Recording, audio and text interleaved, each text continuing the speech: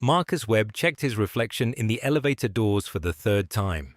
The tie was crooked again.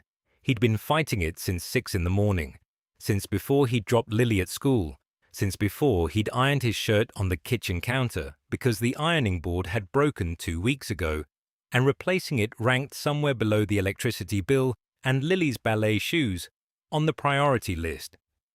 The elevator doors opened on the 34th floor. The lobby was the kind of quiet that cost money.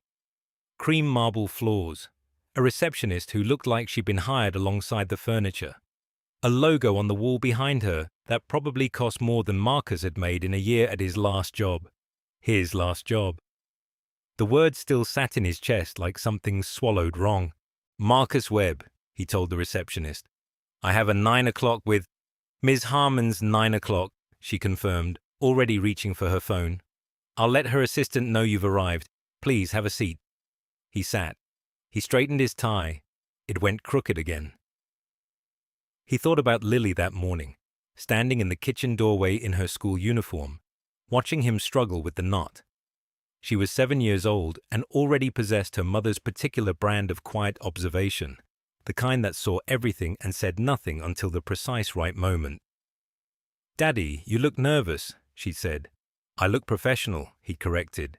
"You look nervous and professional." He'd laughed despite himself. That was the thing about Lily. Even on the worst mornings, and there had been many worse mornings in the 14 months since Diane had died, she could still make him laugh. He needed this job. That wasn't dramatic. It was arithmetic. The savings account had a number in it, and that number had been shrinking with the reliability of a tide going out. He'd done the math on the back of an envelope last Tuesday while Lily slept. 11 weeks. Maybe 12 if he was careful. After that, the math stopped working. Mr. Webb. He stood too quickly. A young woman in a grey blazer was watching him with practiced professional warmth. "Miss Harmon is ready for you." The office at the end of the hall was not what he expected. He'd researched Elena Harmon. You didn't walk into an interview with the CEO of a $200 million logistics company without doing your research. He knew she was 38, that she'd built Harmon Industries from a regional freight operation her father had left her at 29, that she'd tripled revenue in 7 years, that she had a reputation for being direct to the point of discomfort. He had not expected the plants. They were everywhere, crowding the windowsills, hanging from the ceiling in woven baskets, sitting on the floor in terracotta pots. The room smelled faintly of soil and something green and alive. He had not expected her to be standing at the window with her back to him, holding a coffee mug with both hands like she was warming them against a chill that wasn't there. She turned when she heard him enter. Eleanor Harmon was tall, with natural hair pulled back from her face, and reading glasses pushed up on her head like she'd forgotten they were there. White blouse, dark trousers, no jacket. She looked more authoritative in person than in any photograph he'd found online, and the absence of formality was part of the reason why. She looked at him. Then she looked at his tie. "Sit down, Mr. Webb," she said. "I'll be with you in 1 moment." She set her coffee on the desk, crossed the room, and before Marcus fully understood what was happening, she was standing directly in front of him, her hands at his collar. He went completely still. "I'm sorry," she said, not sounding particularly sorry, her eyes focused on the knot. "I find it difficult to concentrate when something is visibly wrong. Do you mind?" No, please." Her fingers were efficient and certain. She loosened the knot, realigned the silk against his collar, and retied it in what could not have been more than 5 seconds. She stepped back, studied it, nodded once. "There, now we can talk." She loosened the knot, realigned the silk against his collar, and retied it with the kind of muscle memory that suggested she had done this before. Not for strangers. For someone. The thought arrived, and he dismissed it, because it was none of his business, and because her hands were very close to his throat, and he had forgotten how to breathe in a way that felt natural. "There," she said, and stepped back, and looked at him the way she might look at a supply chain diagram that had finally been corrected. Satisfied. Impersonal. That's better. Thank you, he said. Sit down. He sat. She walked around the desk and sat across from him, and the interview began, and it was nothing like what he had prepared for. She did not ask him to walk her through his resume. She did not ask about his strengths, or his weaknesses, or where he saw himself in 5 years. She picked up a single sheet of paper from her desk, glanced at it, set it down again. You were operations manager at Ridley Freight for 6 years, she said. You left 11 months ago. The gap concerns me less than the reason, so tell me the reason. He had rehearsed this.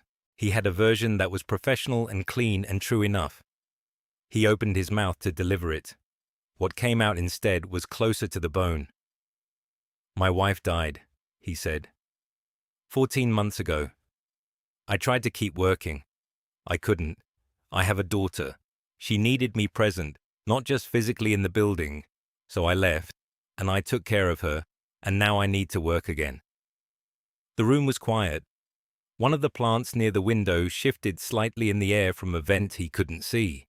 Elena Harmon did not offer condolences. She did not tilt her head or soften her expression into the particular shape of pity he had learned to recognize and dread over the past year. She simply looked at him steadily, the way a person looks at something they are taking seriously. What position are you here for, Mr. Webb? Operations analyst. The listing on your... I know what the listing said. I'm asking what you think you're here for. He paused. The question had a door in it, and he wasn't sure which way it opened. I'm here because I'm good at making systems work, he said slowly. I'm good at seeing where things break before they break. I did it at Ridley for 6 years, and I can do it here.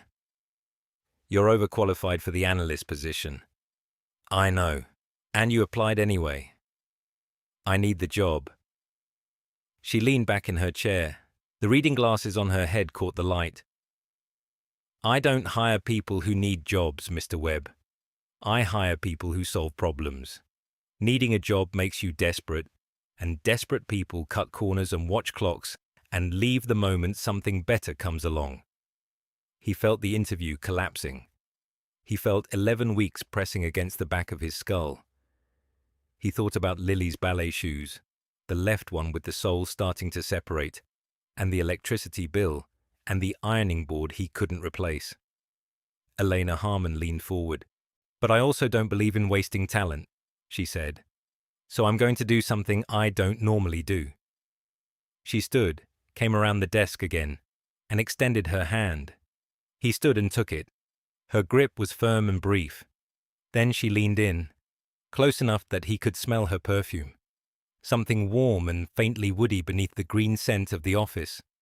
And she said something quietly, near his ear, as though the plants themselves were not meant to hear it. Come back Thursday, 9 o'clock, wear the same tie. She stepped back. Her face betrayed nothing. My assistant will show you out. He walked to the elevator in a state he could not name. The tie sat perfectly against his chest, the knot tight and even, holding. The envelope was still in the kitchen drawer under the takeout menus and the expired coupon book Diane had clipped together with a binder clip that said, World's Okayest Mom. He'd bought her that binder clip at a gas station in Delaware on the way home from her sister's wedding. She'd laughed so hard she'd snorted, which made him laugh, which made Lily laugh from the back seat even though she was only 5 and had no idea what was funny. He pulled the envelope out after Lily went to bed. The numbers were still there in his handwriting, small and slanted, pressed hard enough into the paper that he could feel the grooves with his thumb. He didn't need to look at them again. He'd memorized them the way you memorize a diagnosis, the way the shape of bad news burns itself into the tissue behind your eyes. Rent, $1,600, utilities, $220, give or take, and winter was coming, so it would be give. Lily's school, which was public, but still somehow cost money in ways that multiplied like cells. Supplies, field trips, the lunch account that sent automated emails when it dipped below $10, which it always did. Groceries, gas, the life insurance had been enough to cover the funeral, and 8 months of pretending everything was fine. The severance from Data Point had covered 4 more. Now there was what there was. He sat at the kitchen table and wrote the number at the bottom of the envelope again, below the first number, as if writing it twice might change it. It did not change it. 11 weeks, maybe 12, if he stopped buying Lily's yogurt drinks, the ones with the little cartoon bears on them that she lined up on the refrigerator shelf in order of color. She'd been doing that since Diane died. He didn't know if it was grief or just the particular architecture of being 7, the need to make small things orderly when large things refused to be. He wasn't going to stop buying the yogurt drinks. 11 weeks. He folded the envelope and put it back in the drawer, under the menus, under the binder clip. The apartment was quiet in the way it got quiet after 9 o'clock, which was a different species of quiet than the kind he'd sat in that morning on the 34th floor. That quiet had been purchased. This quiet was simply empty. The refrigerator hummed. The faucet dripped in its patient, metronomic way that he kept meaning to fix and kept not fixing, because fixing it required a wrench and a trip to the hardware store and an hour he did not have, and energy he did not have, and the willingness to get on his knees under the sink in the spot where Diane used to sit cross-legged on the floor, sorting recycling, talking to him about whatever she'd read that day. He put his hands flat on the table. He thought about Eleanor Harmon's hands at his collar, the efficiency of them, the way she'd moved toward the problem without hesitation, as if a crooked tie was simply a thing in the world that needed correcting, and she was the nearest capable person. He thought about what she'd said to him at the end of the interview, after 45 minutes of questions that were harder and stranger and more interesting than any he'd been asked before. She'd said, "I'll be in touch, Mr. Webb." She'd said it the way someone says something they mean. He didn't know if that was enough. He didn't know if meaning something and doing something were the same, because in his experience they often were not. But he sat at the kitchen table in his quiet apartment with 11 weeks folded into an envelope in the drawer, and he let himself hold it. Not hope exactly. Something smaller and more cautious than hope. A seed of something, maybe. The kind of thing that might grow if the arithmetic allowed it. The faucet dripped. He got up and checked on Lily. She was asleep with one arm hanging off the bed, and her mouth slightly open, and her bear tucked under her chin. He fixed her arm. He pulled the blanket up. He stood there longer than he needed to. Then he went back to the kitchen and washed his coffee mug and set it upside down on the towel by the sink and turned off the light. The plants had been her mother's idea. Not directly. Her mother had been dead for 6 years. But the impulse traced back to a woman who had kept African violets on every windowsill of a 3-bedroom apartment in Flatbush, and who had said more than once that a room without something growing in it was just a box. Eleanor watered the pothos by the south window and thought about the interview. She had conducted perhaps 400 interviews in 9 years. She had a system. She read the resume once the night before, once the morning of, and then she set it aside and watched the person. Resume were curated fictions. People were not. She watched their hands, their posture, whether they looked at her or at the office, or at the view. She listened to what they said when they were answering, and what they said when they thought they weren't. Marcus Webb had done something none of the 400 others had done. He had let her fix his tie. She set down the watering can and picked up her coffee, which had gone cold in the 20 minutes since he'd left.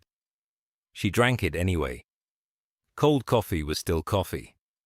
The thing that stayed with her was not the tie itself, but the stillness. The way he had gone completely motionless when she stepped into his space. Not rigid with discomfort, but quiet with a kind of trust that made no sense between strangers. She had watched men in boardrooms flinch when she reached across the table for a pen. Marcus Webb had stood there and let her hands work at his collar and breathed evenly and said, "Please," like he meant it. She sat down at her desk and opened his file again. The resume was solid, not spectacular.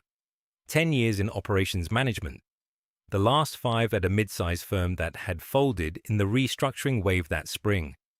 Good references, clean history, a gap of 14 months that he had not explained and she had not asked about because she'd seen the ring he still wore and the weight beneath his eyes, and she knew what 14 months of something terrible looked like.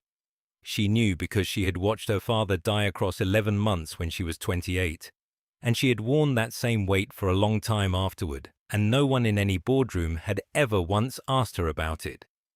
They had asked about revenue projections and fleet capacity and quarterly targets, and she had answered, and the grief had sat in her chest like a stone she carried from room to room.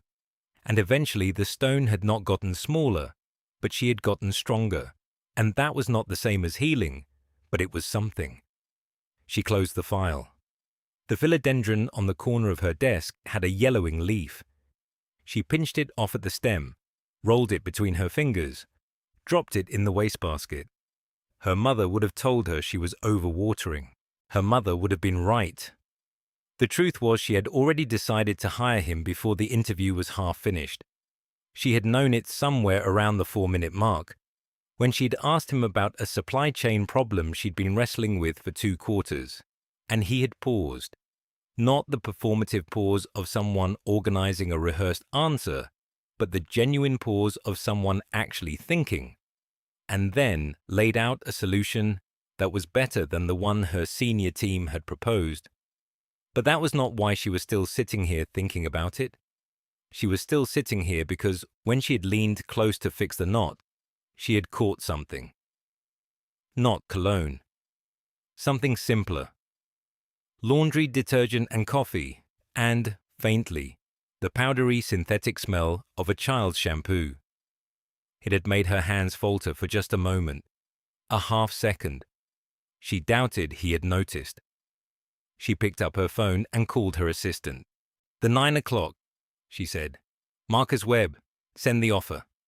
She hung up, turned back to the window, and watched the city do what it always did, move forward, indifferent and enormous, carrying everyone in it whether they were ready or not. Lily had a way of sitting at the kitchen table that made her look like a small judge presiding over a very disorganized courtroom. Feet not touching the floor, hands folded, eyes tracking everything. She was doing it now, watching Marcus move between the stove and the counter with a kind of patient scrutiny that he found both endearing and slightly unnerving. He was making scrambled eggs. He was also, apparently, humming. "You're doing it again," Lily said. "Doing what?" "The sound. The happy sound." Marcus stopped. He hadn't realized. He cracked another egg into the bowl and said nothing, which was a mistake, because Lily had inherited not only her mother's observational powers, but also her ability to read silence like a page of text. Is it because of the job? Partly. Is it because of the lady? He turned around. Lily was looking at him with her chin resting on her folded hands, and there was nothing accusatory in her face, just curiosity. The pure surgical curiosity of a child who has not yet learned that some questions are supposed to make people uncomfortable. "What lady?" "Daddy." He turned back to the eggs. "Her name is Elena. She's my boss." "You said her name differently. You said it differently than you say other names." He poured the eggs into the pan. They hissed. He was grateful for the noise. "She's been very kind to us, Lily. That's all." The eggs needed stirring. He stirred them. He could feel her watching the back of his head with the intensity of someone trying to solve a math problem that was just slightly beyond their grade level. 3 weeks into the job and something had shifted. He knew it. Apparently Lily knew it too. Elena had started finding reasons to walk past his office. He had started finding reasons to stay late. They'd had coffee twice, lunch once, and one conversation in the plant-filled office that had lasted 40 minutes past when it should have ended. About nothing in particular, about everything that mattered. She told him about her father's funeral, how she'd stood at the graveside and felt not grief, but a terrifying sense of freedom. and how guilty that freedom had made her feel for years afterward. He'd told her about the ironing board, about the envelope with the math on it, about the 11 weeks. She'd listened the way she'd fixed his tie, with her full attention, with certainty. None of this was something he could explain to a 7-year-old over scrambled eggs on a Wednesday morning. "Lily, eat your breakfast." "Is she pretty?" "Eat." "She's pretty. I can tell because you won't answer." He set the plate in front of her. She picked up her fork and then put it down again. And when he looked at her face, he saw something that stopped him. Not curiosity anymore. Something more careful. Something that looked, for one terrible moment, like hope trying very hard not to be hope, in case it got hurt. "Would she be nice to me?" Marcus pulled out the chair across from her and sat down. The eggs were getting cold on the stove. He didn't care. "Yes," he said, "she would be very nice to you." Lily considered this. She picked up her fork. She ate a bite of eggs. She chewed with the deliberateness of someone processing information alongside protein. "Mama would want you to not be sad," she said, and it came out plain and simple, the way only true things do when spoken by someone too young to know they should be dressed up or softened. Marcus looked at his daughter. She was already eating again, her feet swinging beneath the chair, the matter apparently settled in whatever court she'd been holding inside her head. He felt something loosen in his chest that had been pulled tight for so long he'd forgotten it was there. He got up and finished making his own plate, and he did not hum, but only because he was afraid if he opened his mouth, what came out might not be music. She found him in the stairwell, not by accident. Elena Harmon did not do things by accident.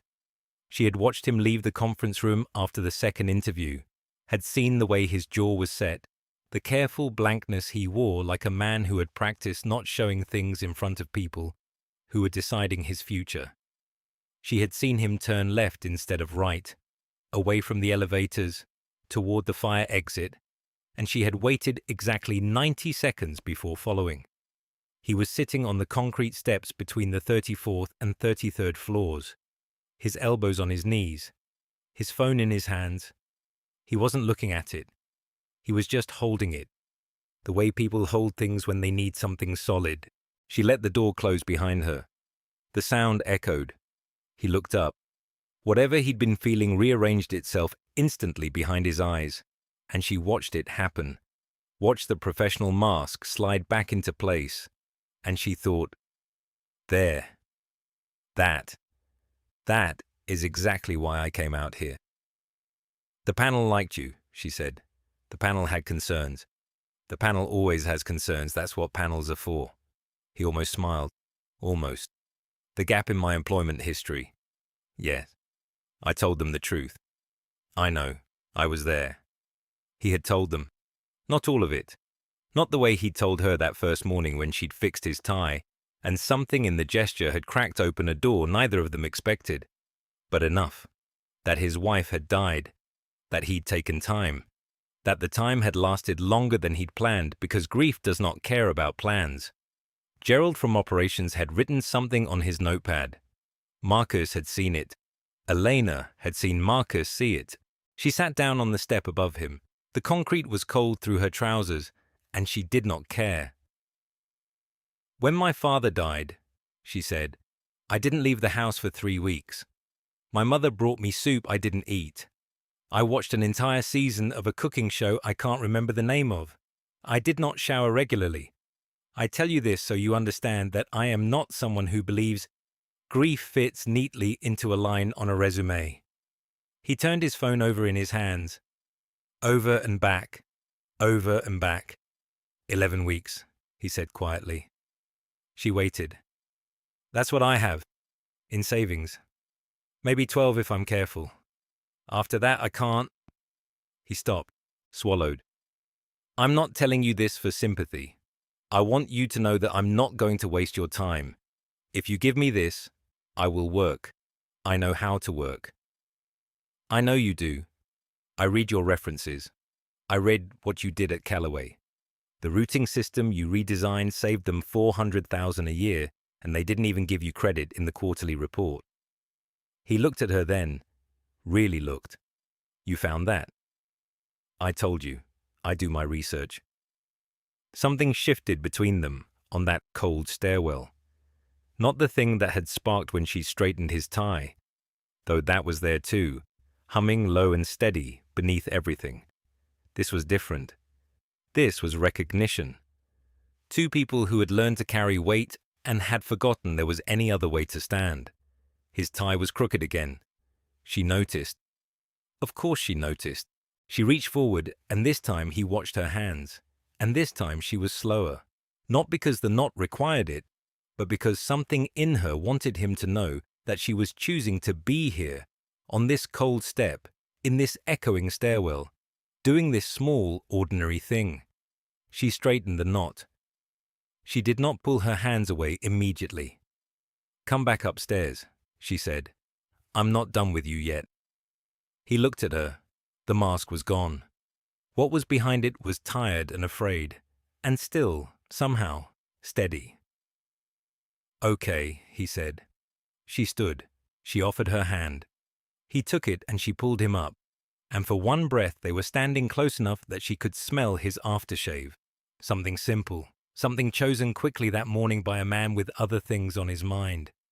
She let go. She opened the door. He followed her back into the light. The envelope was still in the kitchen drawer. Marcus found it on a Thursday night, reaching past it for a pen to sign Lily's permission slip for a field trip to the botanical garden. His hand brushed the paper, and he knew it by touch, the way you know a scar under your shirt without looking. He pulled it out and unfolded it on the counter beside the permission slip, and looked at the numbers again. The math had changed. Not all at once, not dramatically. But the 11 weeks he'd calculated that night, while Lily slept, that tide going out, had reversed itself, quietly, the way tides do. His first paycheck from Harmon Industries had arrived on a Friday. He'd sat in his car in the school pickup line and looked at the direct deposit notification on his phone and felt something he couldn't name. Not relief exactly. Relief was what you felt when a danger passed. This was different. This was the ground becoming solid again after so long standing on something that gave. He wrote the new numbers beneath the old ones. Rent, covered. Electric, covered. Lily's ballet shoes, the new ones. Because she'd grown again. Because 7-year-olds grew like they were being paid to, covered. The savings account had a number in it again, and for the first time in over a year, that number was climbing. He put the pen down and looked at the two sets of figures side by side. The before and after. The same handwriting, the same envelope, the same kitchen. But the distance between those columns of numbers was a distance he could not have crossed alone. He thought about grace. Not the religious kind, though Diane would have called it that. Diane had believed in a God who arranged things, who set people in each other's paths with purpose. Marcus had never been sure about the arranging, but he was less sure now of his unsureness, which was its own kind of faith, he supposed.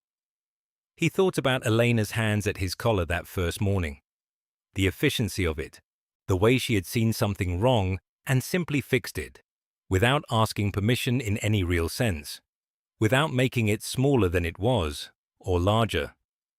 He thought about how she had looked at him across her desk afterward, and asked her questions and listened to his answers with the particular attention of someone who understood that people were not their worst seasons. She had called him the previous Sunday, not about work. She had called because Lily had left a drawing in Elena's office on Friday. Lily, who had started coming to the building after ballet on the days Marcus worked late, who sat in the lobby and drew pictures of the plants she could see through Elena's open door. The drawing was of a fern, done in green crayon with more accuracy than a 7-year-old should have been capable of. Elena had called to say she'd found it and wanted to know if Lily would mind if she kept it. He'd heard something in her voice he recognized, a loneliness that had good posture, a loneliness that had learned to stand up straight and meet your eyes and pour itself into work so consuming that you could almost forget it was there. Almost.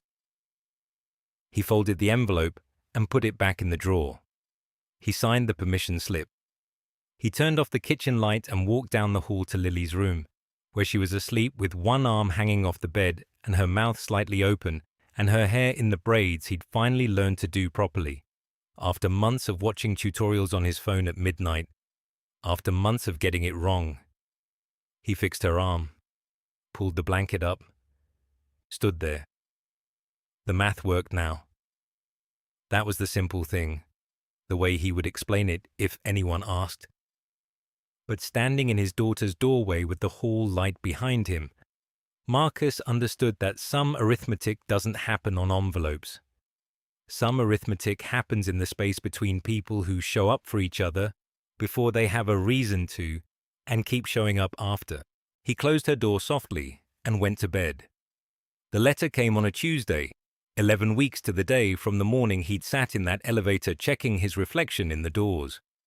Marcus held it in the kitchen, standing in the same spot where Lily had watched him fight with his tie.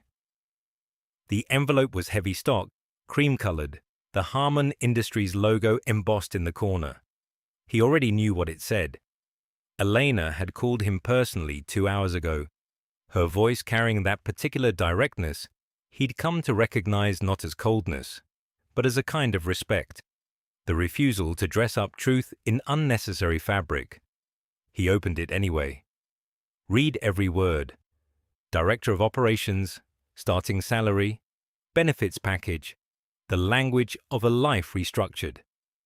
The number was more than he'd made at his last job, more than he and Diane had ever earned together. He set the letter on the counter and pressed both palms flat against the surface and breathed. 11 weeks. 11. He thought about the envelope he'd done the math on, the one still tucked in the junk drawer 3 feet from where he stood. The arithmetic of dwindling savings, the tide going out. He thought about how close the water had come to the last dry ground. Then he picked up his phone and called his mother. She cried. He let her. He did not cry himself, though something behind his sternum shifted and unlocked. A door he'd been leaning against for 14 months, finally allowed to open from the other side. When Lily came home from school that afternoon, she found him in the kitchen, making actual dinner. Not the survival meals of recent months. The pasta with jarred sauce, the cereal for dinner nights he'd tried to frame as adventure. He was making Diane's jollof rice. He'd had to look up the recipe on his phone because Diane had never written it down, had kept it in her hands the way some people keep music in their fingers, and he knew his version would be wrong in 12 different ways. But the kitchen smelled like tomato and Scotch bonnet and thyme. And when Lily dropped her backpack by the door, she stood very still. She didn't say anything for a long moment. She just breathed in. "Mama's rice," she said. "My very bad version of Mama's rice." She came and stood beside him at the stove, her head barely reaching his hip. She looked into the pot with the critical eye she'd inherited from both her parents. Diane's quiet observation, his own stubborn need to understand how things worked. "It's too orange," she said. "I know. Mama's was more red. I know that too." She considered this. Then she reached up and took his hand, the one not holding the wooden spoon, and held it. Her fingers were small and still a little cold from the walk home. "It smells right, though," she said. He looked down at his daughter, 7 years old, brave in ways he was only beginning to understand. She had carried the weight of his grief alongside her own without complaint, had watched him stumble through mornings and interviews and the long algebra of trying to keep them afloat, and she had offered him what she could. An observation here, a laugh there, the plain truth when he needed it. He squeezed her hand. "I got the job, baby." She looked up at him, and there it was. Not surprise, because Lily was not often surprised. Something else. Relief, maybe. Permission. The particular expression of a child who has been holding her breath longer than any child should, and has only just realized she can stop. "I know," she said. "How do you know?" "Because you're cooking." He laughed. The sound filled the kitchen, filled the space where silence had lived too long. And Lily smiled, and outside the window the city moved through its ordinary Tuesday evening, utterly indifferent to the fact that inside this apartment, in this kitchen that smelled of someone's memory made imperfect and alive, the math had finally changed.